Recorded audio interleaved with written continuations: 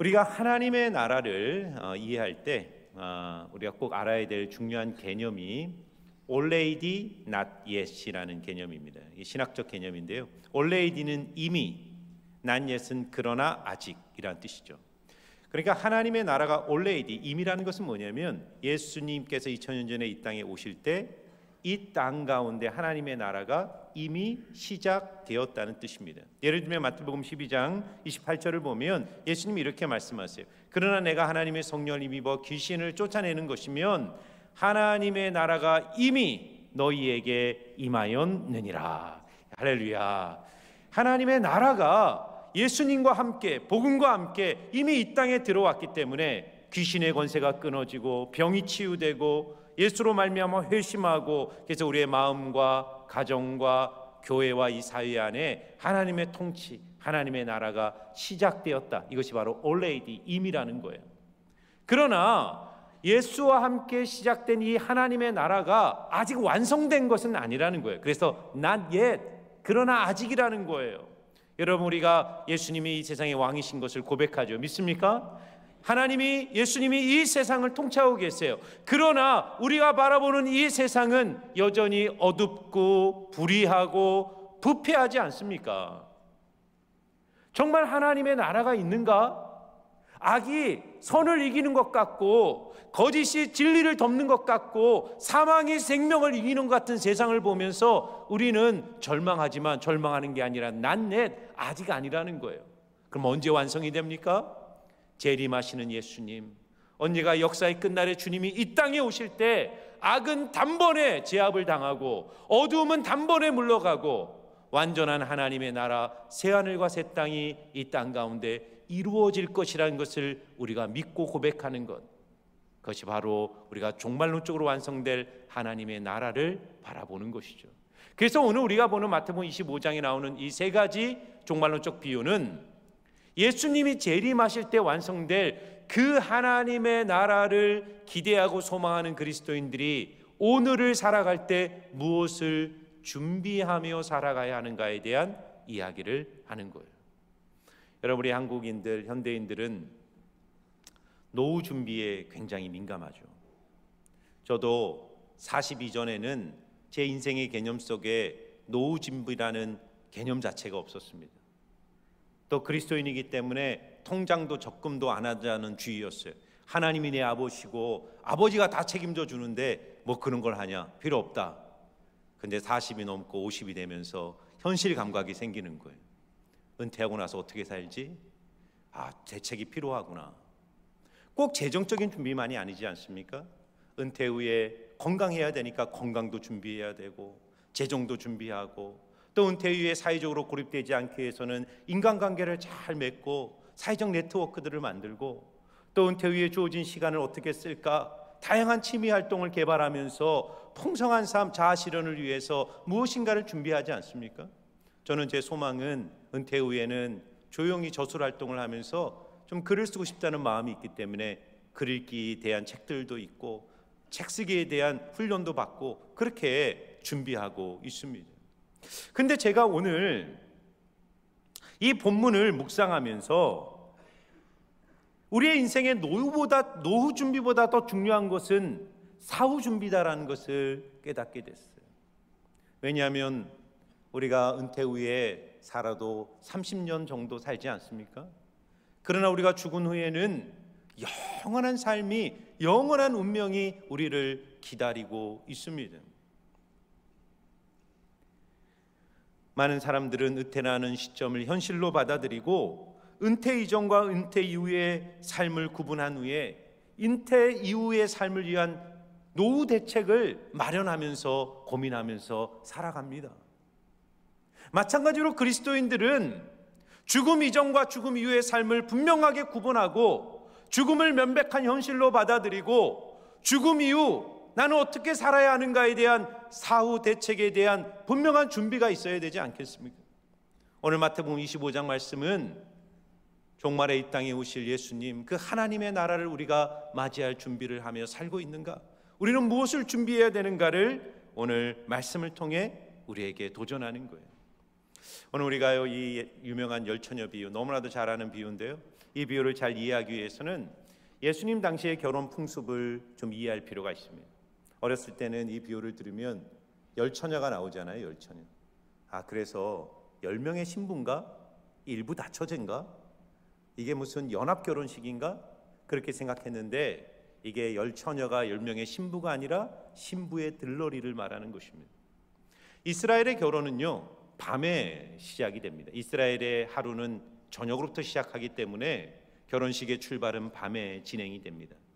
신랑과 신랑의 친구들이 거대한 행렬을 이루고 신부 집에 찾아와서 그 신부를 데리고 잔치자리에 들어가서 문이 닫히는 순간 일주일 동안 진행되는 잔치의 축제가 벌어지는 거예요.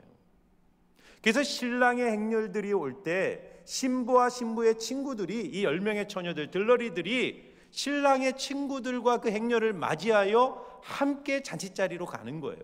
이때 제일 중요한 게 뭐냐면 등불이에요. 등불.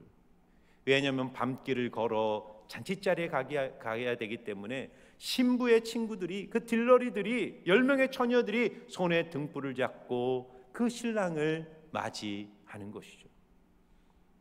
오늘 이 비유를 통해 종말론적 기대를 가지고 소망을 가지고 살아가는 우리 그리스도인들은 오늘이라는 이 시간 무엇을 준비해야 되는가를 여러분과 나누고자 합니다. 오늘 비유는 첫 번째로 우리에게 주는 도전은 지혜로움과 어리석음의 문제에 대한 이야기를 하고 있어요.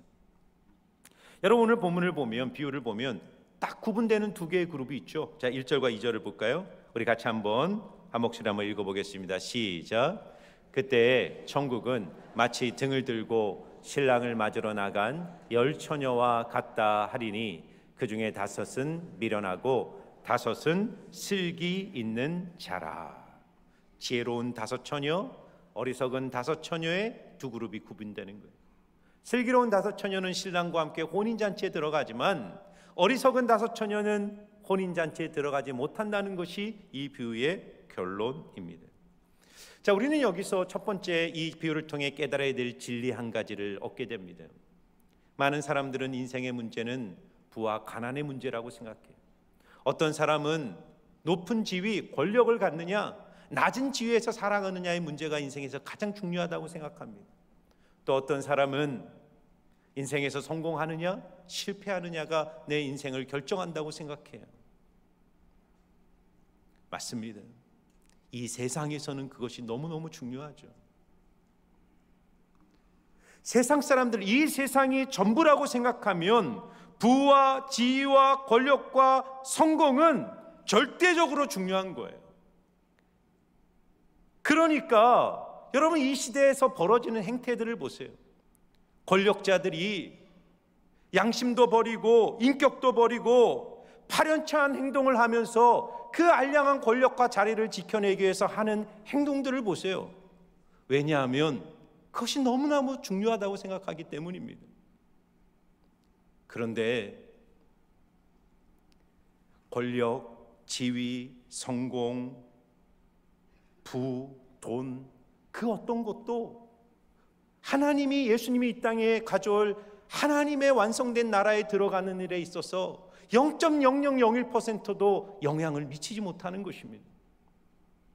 오늘 비유가 우리에게 주는 도전은 그거예요. 인생에서 정말 중요한 것은 부도 지위도 권력도 성공도 아니라 지혜롭게 살았느냐, 어리석게 살았느냐. 너는 인생을 지혜롭게 살았느냐라는 것을 주님이 물으신다는 것입니다. 여러분, 오늘 열처녀의 비유에서 보는 것처럼 혼인잔치에 들어가는 그 지혜란 도대체 어떤 것일까요? 여러분, 오늘 10명의 처녀들을 잘 살펴보면 외적으로는 구분이 안 됩니다. 10명 모두 신부의 친구들이고 들러리들이고 신랑을 맞이할 직책을 가지고 있었고 순백색의 옷을 똑같이 입고 손에 등을 들고 같은 자리 같은 장소에서 같은 목적을 가지고 그곳에 있었단 말이에요. 이 동일성에 있어서 더 놀라운 점은 무엇인지 아세요? 이 비유에는 놀라운 모순 하나가 있습니다. 오늘 비유를 말씀하신 후에 예수님의 결론이 13절입니다. 깨어 있으라, 너희는 그날과 그때를 알지 못하냐. 예수님의 이 비유의 결론은 깨어 있으라는 거예요. 자, 그런데 보세요. 5절에 참 놀라운 모순이 발견됩니다. 5절을 보세요. 신랑이 더디옴으로 다 졸며 잘세. 그러니까 예수님의 결론과 이 비유가 맞으려면 어리석은 다섯 처녀는 신랑을 기다리다가 잠들었으나 지혜로운 다섯 처녀는 끝까지 깨어 있었더라, 이렇게 얘기하지 맞는데, 신랑을 기다리는데 10명이 다 졸며 자는 겁니다. 그런데 겉으로 보기에는 아무런 차이도 없어 보이는 그 10명의 5명은 지혜롭고 5명은 어리석어 5명은 혼인잔치에 들어가고 5명은 혼인잔치에 들어가지 못한다는 겁니다. 여러분, 우리가 이 비유를 통해 첫 번째 우리가 깨달아야 될 매우 중요한 도전이 있어요. 평상시에는 구분이 안 됩니다.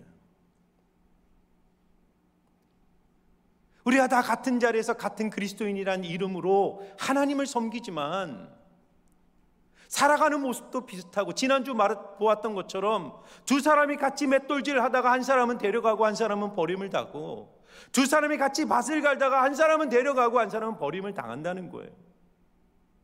똑같이 일상을 살아가고 똑같이 삶의 형태, 똑같은 모습으로 살아가지만 예수 재림의 날에 반드시 구분되어 평가받는 두 그룹이 나누어질 거라는 것입니다. 마태복음 25장에 나오는 세 개의 비유를 다 보세요. 10처녀의 비유는 지혜로운 처녀, 5처녀로 두 그룹이 갈라지지 않습니까? 달란트 비유도 마찬가지죠. 주인이 돌아왔을 때 잘하였다 충성된 종아 칭찬받는 5달란트, 2달란트 받은 그룹과 악하고 게으른 종이라고 쫓겨나는 1달란트 받은 종이 명확하게 구분됩니다. 세 번째 비유는 더 정확합니다. 예수님이 마지막 날 심판해 주러 오실 때 온 인류를 두 그룹으로 나누고 영생을 받을 양에 속한 그룹, 영벌을 받을 염소에 속한 그룹을 구분해 버린다는 거예요. 그런데 놀라운 것은 그 두 그룹 다 자신들이 왜 이런 대우와 평가를 받는지에 대해서 모른다는 거예요. 우리가 언제 주님을 외면했습니까? 혹은 우리가 언제 주님을 섬겼습니까? 그런데 마지막 심판의 날에는 분명히 주님을 우리의 삶과 우리의 신앙의 검증을 통해 그룹을 나누신다는 거예요. 우리가 이런 말씀을 들을 때마다 하나님 앞에 두렵고 떨림으로 우리의 자신을 돌아봐야 돼요. 우리는 스스로 속으면 안 됩니다. 오늘이라는 이 시간 동안 나는 내가 하나님의 백성으로 합당한 자인가를 날마다 점검하고 있는가? 주님은 묻고 있는 거예요. 여러분, 5명의 어리석은 처녀의 그 어리석음은 무엇이냐면 다른 게 아닙니다. 잘못된 기준에 근거한 자기 확신이었어요. 자기 성찰이 없는 겁니다. 내가 정말 준비가 됐나? 내가 정말 하나님 맞을 만한 하나님의 백성으로 내 내면이 준비되어 있는가? 성찰하지 않는 거예요. 성찰하지 않으니까 안주하니까 잠들어 버리고 아무런 준비 없이 주님을 맞게 되는 것이죠. 신앙생활이란 무엇입니까? 두 가지가 필요한 거예요. 첫 번째는 흔들림 없는 구원의 확신을 가지고 사는 게 신앙이에요. 그러나 흔들림 없는 구원의 확신을 가진 자는 또한 두렵고 떨림으로 날마다 구원을 이루어가는 삶을 사는 거예요. 구원의 확신이란 것 오해하면 안 됩니다. 내가 예수 믿었으니 이제 구원은 따놓은 당상이야. 나는 어떻게 해도 죽어도 천국 가. 뭐 그렇게 죽자 살자 예수 믿을 필요 있어? 적당히 믿음 하나 갖고 살다가 예수 믿었으니 죄 용서 받고 천국 가는 거지. 많은 분들이 이걸 구원의 확신이라고 생각해요. 구원의 확신을 가진 자의 삶에 나타나는 가장 중요한 특징은 안주하지 않는 거예요. 안주하지. 현재의 신앙에 안주하지 않고 날마다 깨어 자기의 내면을 돌아보는 거예요. 그래서 오늘 주님이 이 비유의 결론으로 깨어 있으라, 때와 시를 알지 못한다라고 말씀하신 의미는 육적으로 잠들지 말라는 의미가 아니라 날마다 자기의 내면을 점검하고 하나님 앞에서 자신을 바라보는 시선을 잃지 말라는 것입니다.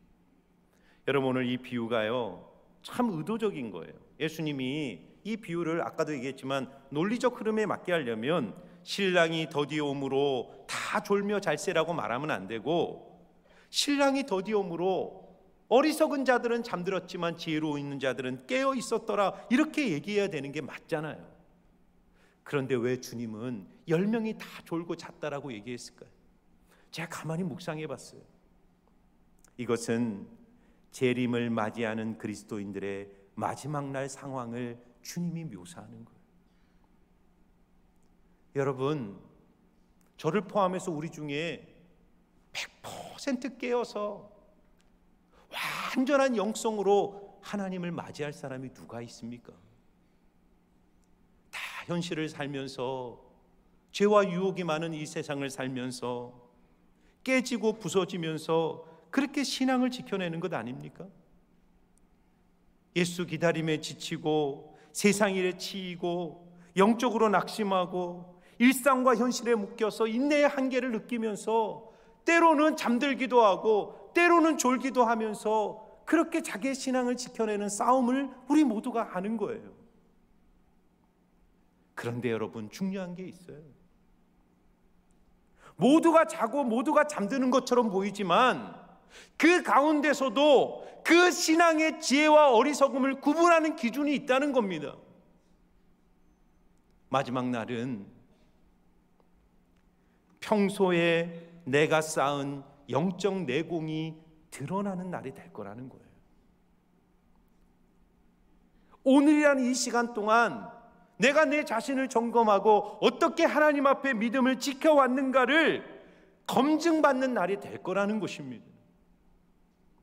그러므로 사랑하는 여러분, 안주하지 마시고 자기 신앙의 잘못된 기준에, 자기 확신에 빠져서 그렇게 머물지 마시고 목마름과 가난함으로 날마다 하나님 앞에 엎드리고 주님 앞에 서는 신앙의 참된 예배자들이 되시기를 주의 이름으로 축원합니다.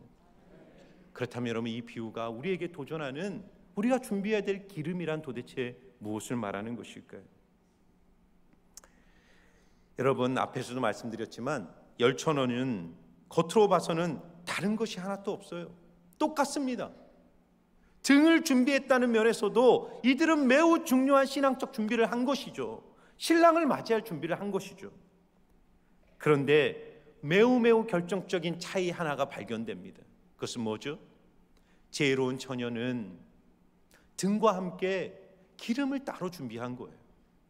그런데 어리석은 처녀는 지금 타오르는 등불을 보면서 이것 하나면 충분하다고 생각한 것입니다. 그런데 문제가 생겼어요. 오기로 약속한 시간에 신랑이 오지 않는 거예요. 8시에 오기로 했는데 10시가 돼도 안 와요. 12시가 돼도 안 옵니다. 기다리다가 지친 10명의 처녀들은 새벽이 되어 다 잠들어 버린 거예요. 그런데 그 깊은 밤중에 우리와 같은 소리로 신랑이 온다라는 소리를 들으니 이 10명의 처녀들이 자다 말고 벌떡 일어나 신랑과 신랑의 친구들을 맞을 준비를 하고 등을 들고 나가는데, 너무 많은 시간이 지나버리니까 기름이 떨어져서 등불이 희미하게 꺼져가는 거예요. 그런데 지혜로운 5 처녀는 문제될 게 없어요. 왜냐하면 그릇을 준비한 곳이 있기 때문에 기름통에 기름을 부어서 다시 등불을 환하게 타오르게 한 거예요. 그런데 5 처녀는, 어리석은 처녀들은 준비한 기름이 없으니 방법이 없는 겁니다. 그래서 급히 기름가게에 달려가서 기름을 채워 돌아와 보니 이미 지혜로운 처녀들과 신랑의 행년들은 혼인집에 들어가 문을 닫아버린 채 이제 들어갈 수 없어 씁쓸한 미소를 지으며 집으로 돌아올 수밖에 없었다는 것 아닙니까? 여러분, 이 비유를 우리가 잘 묵상해 보세요. 어리석은 처녀들이 혼인집에 들어가지 못한 단 하나의 이유는 기름 준비를 안 한 것 때문입니다. 근데 왜 기름 준비를 안 했을까? 지혜로운 5 처녀들이 열심히 기름을 준비할 동안 이 어리석은 처녀들은 왜 기름을 준비하지 않았을까? 이유는 하나밖에 없지 않겠습니까? 등불만 보고 충분하다고 만족한 거예요. 그 등불이 타오르는 현상만 보고 괜찮다, 등불이 타오르고 있으니 충분하다라고 생각한 거예요. 그런데 저 중요한 건 뭐죠? 타오르는 등불이라는 현상이 아니라 그 등불을 타오르게 하는 근본적 원인인 기름을 체크하지 않는 거예요. 기름이 충분한가? 나는 충분히 기름을 채워놓고 있는가? 여러분, 우리가 운전할 때 자동차를 딱 타면 시동이 걸리고 자동차가 움직이면 그럴 때마다 우리가 꼭 확인하는 게 있지 않습니까? 주유 계기판을 본단 말이에요. 기름이 충분한가? 시동만 걸리고 자동차만 움직이면 만사 오케이가 아니잖아요. 기름이 떨어지면 경고등에 빨간불이 들어오고 소리가 납니다. 그러면 빨리 주유소에 가서 기름을 채우고 다시 달려가잖아요. 예전에 제가 운전을 할 때 주유등에 빨간불이 들어왔는데 주유소를 빨리 갔어야 되는데 이 정도면 괜찮겠지 하고 강변북로를 가다가 강변북로 한 중앙에서 차가 서버리는 거예요. 얼마나 당황했는지 몰라. 레커차를 불러가지고 제 차를 그 레커차 위에 올려서 거기에 쇠사슬로 묶고 저는 그 위에 올라타고 주유소까지 끌려가서 주유소에서 겨우 기름을 넣고 집으로 돌아왔어요. 여러분, 우리의 영적인 삶도 똑같아요. 우리 내면에 영적인 기름이 떨어지면 반드시 경고등에 불이 들어옵니다. 감사가 사라져요. 찬양에 감격이 없어요. 예배를 기대하지 않습니다. 설교가 들리지 않고 말씀을 보고자 하는 열망이 없어요. 삶의 불평과 원망과 시기로 가득 찹니다. 근데 그걸 무시하는 거예요. 그냥 내가 예배드리고 있다는 그 사실 하나만 보면서 내면의 영적인 기름이 메말라 가는데 아무런 준비 없이 그렇게 신앙생활을 이어가는 거예요. 예수님이 재림하실 때 어떻게 우리가 주님을 제대로 맞이할 수 있습니까? 여러분, 오늘 등과 기름이 상징하는 건 분명해요. 등은 중요하죠. 등은 신앙의 외적 형태입니다. 교회 출석, 봉사, 종교활동, 눈에 보이는 종교생활이 등이에요. 등. 근데 그 종교생활에 정말 빛과 열을 주는 것은 뭐냐면 등 자체가 아니라 등 안에 있는 기름이거든요. 기름이 있기 때문에 등이 타오르고 열을 내고 빛을 내는 거예요. 많은 그리스도인들이 스스로를 속는 지점이 여기입니다. 종교활동이라는 등만 보고 자기 신앙에 안주하는 거예요. 나는 주일날 그래도 교회 가고 있어. 나는 그래도 세례 받았고 헌금도 내. 이 정도면 충분하니까 괜찮아. 실상은 내면의 구원의 감격과 기쁨이 없어요. 은혜가 없어요. 예배도 빨리 드리고 집에 가기 위해서 오시는 분들이 있어요. 그러니까 설교가 길어지고 예배가 길어지면 불평이 나오는 겁니다. 정말 예배에 나와서 하나님을 만나고 하나님이 부으실 은혜에 감격하기 위해서 나온다면, 내가 예배에 성공하지 못하면 마음의 괴로움과 애통함으로 주님 앞에 엎드리고 첫사랑을 회복하기 위해서 기도의 자리를 찾아야 되는데, 그렇게 쳇바퀴처럼 그렇게 그냥 등불만 바라보면서 신앙생활을 하는 위험이 저에게도 여러분에게도 있는 것이죠. 사랑하는 성도 여러분, 날마다 마음으로부터 하나님이 주시는 성령의 기름 부으심이 여러분 안에 충만하기를 주의 이름으로 축원합니다. 올해 한 해도 여러분들이 말씀과 기도의 자리를 지키려고 몸부림쳤다면 새해에는 더욱더 말씀의 자리, 기도의 자리에 목마름과 사모함으로 나가시기를 주의 이름으로 축원합니다. 여러분, 우리 교회 가는 일 영성은 그냥 형식으로 의무로 하는 게 아닙니다. 하나의 등이죠. 그러나 그 등을 통해 정말 기름 부으심을 경험했으면 좋겠어요. 적어도 하루를 시작하면서 하나님의 말씀을 20분 동안 읽고 듣고 보면서 주님이 주시는 말씀의 은혜를 채우고, 하루를 마무리하면서 오늘 하루 하나님이 어떻게 내 인생을 인도하셨는지를 돌아보고 5가지 감사의 고백과 기록을 하면서 그 감사를 통해 주어지는 기름을 마음으로 채우고, 일주일에 한 번 가족들이 모여서 하나님을 예배함으로 온 가족 안에 하나님의 놀라운 성령의 은혜들이 부어지는 그런 훈련들을 매일매일 해나가는 거예요. 그것을 해도 인생이 너무나도 거칠고 어렵기 때문에 우리 모두 잠들고 졸 수도 있어요. 그러나 평상시 그렇게 신앙의 내공을 쌓은 분들과 그거 전혀 없이 등불만 들고 있는 분들은 절대로 같을 수가 없는 것입니다. 어떤 소경이, 시각장애인이 손에 등불을 들고 거리를 항상 걸어 다녔어요. 자기가 사람을 못 보니까 밤길 다닐 때 부딪히지 않으라고 자기가 손에 환한 등불을 들고 가는데 어느 날 어떤 남자가 와서 자기를 확 부딪혀버리는 거예요. 시각장애인이 화를 내면서 소리칩니다. 당신은 왜 이 등불이 안 보입니까? 왜 와서 부딪혀요? 똑바로 쳐다보세요 라고 소리를 쳐요. 그때 이 남자가 말합니다. 아저씨, 손에 등불은 들고 있는데 등불이 꺼진 지 오래됐어요. 여러분, 내 신앙의 불은 지금 타오르고 있습니까? 그 등불이 계속 타오를 수 있도록 성령의 기름 부으심을 하나님 앞에 사모하고 있습니까? 성령의 기름을 주시는 분은 예수 그리스도밖에 없습니다. 예수 그리스도를 내 인생의 구세주와 주님으로 온전히 영접하고 날마다 주님을 바라보면 주님이 여러분의 마음에 성령의 기름을 부어주시고 여러분 안에 있는 은혜의 불길이 꺼지지 않도록 날마다 공급하시는 은혜를 허락해 주실 줄 믿습니다.